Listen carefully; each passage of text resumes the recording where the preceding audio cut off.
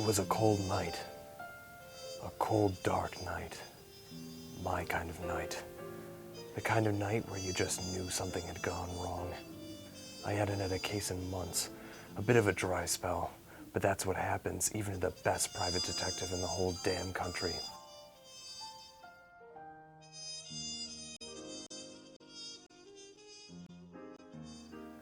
That's when she walked in. Eleanor Hoshik.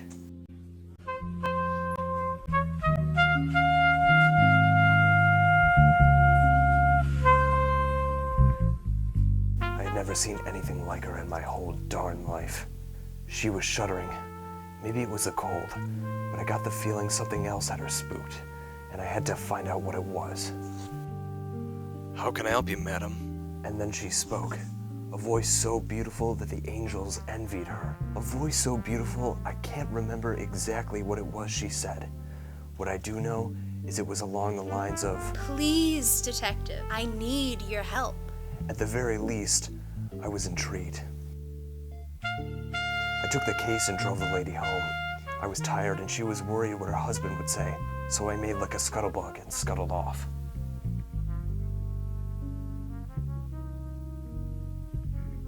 I went back to her mansion the next night.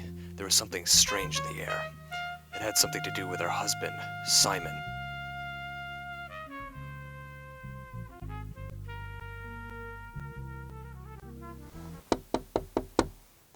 Simon said she was out, so I took the opportunity to question him. Hello. Hello. I talked to your wife last night.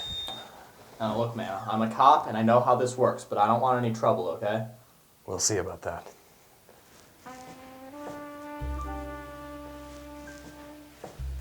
And that's when I saw it. A crime only a monster was capable of committing.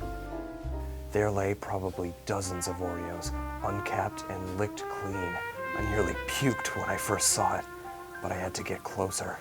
The police had called it a crime of passion, but it was so much more than that. This was calm, premeditated larceny. Let me take a look around.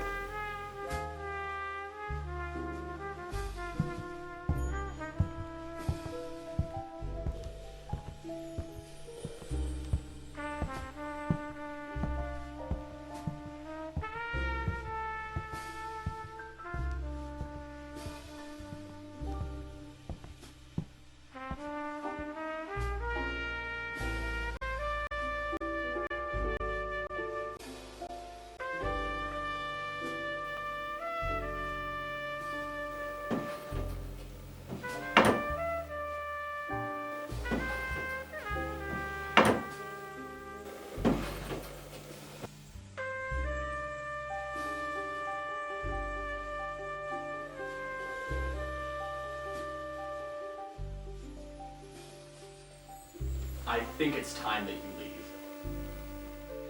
Simon wouldn't give me anything, so I went to the only man who knew more about Oreos than I did, Eddie Supplier, the supplier. Look, kid, I'm telling you, if there was anything suspicious, I'd tell you, but I don't see anything. Those cookies are squeaky clean. All right, I get it. But have you seen anything suspicious around these parts? Wandering eyes, loose tongues? I got no loose lips. I'm not gonna snitch.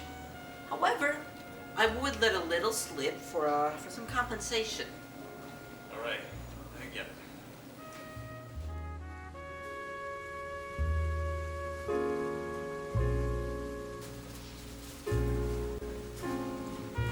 This is good. Now, I'll tell you this. There's been some, police action in here lately. All right, thank you for your time.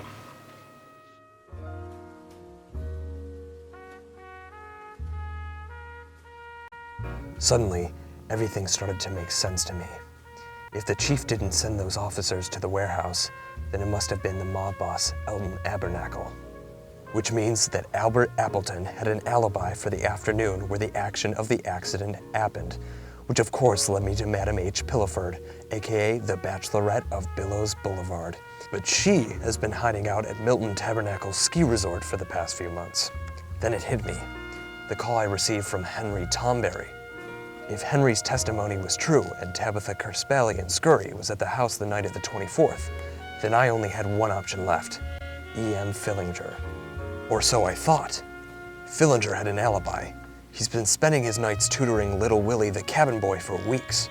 So, if it wasn't Abernacle or Appleton or Pilliford or Tabernacle or Tomberry or Kerspally and Scully or Fillinger or Willie the cabin boy, then the only other person with a foot width to fit those footprints was, oh no, it was me.